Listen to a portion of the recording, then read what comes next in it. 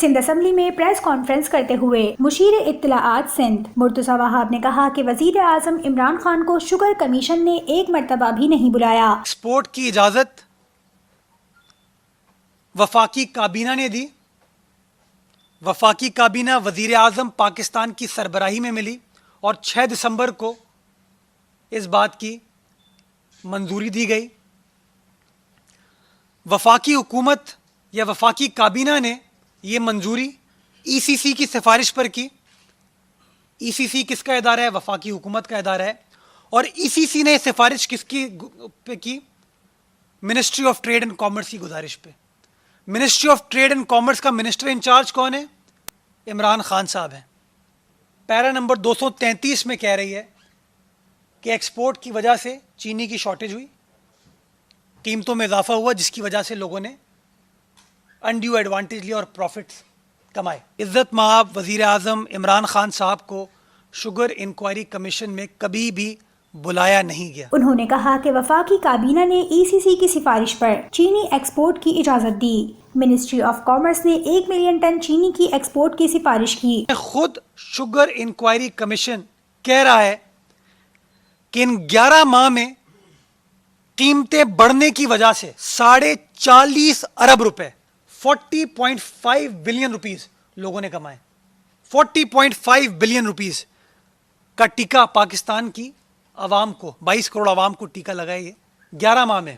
Opposition leader صاحب فرماتے ہیں کہ آصف زرداری صاحب کی 18 شوگر ملیں صوبہ سندھ کے اندر۔ اگر آپ کے پاس کوئی ثبوت ہے، اگر آپ کے پاس کوئی شواہد تھے تو آپ الیکشن کمیشن سے رجوع کر لیتے۔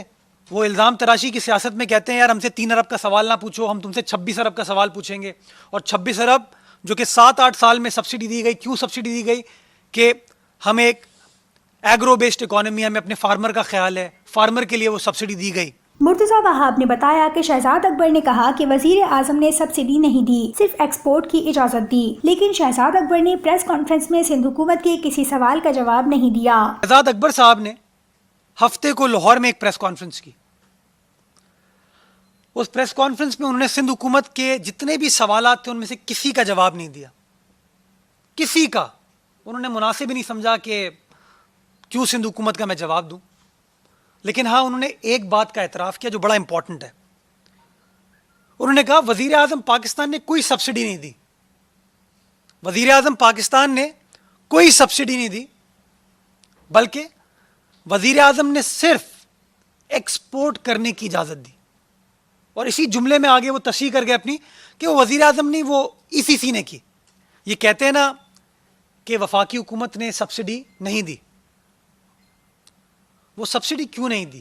وہ سبسڈی اس لیے نہیں دی کہ ماضی کی وفاقی کابینہ نے یہ فیصلہ کیا تھا کہ آئندہ کوئی سبسڈی نہیں دی جائے گی۔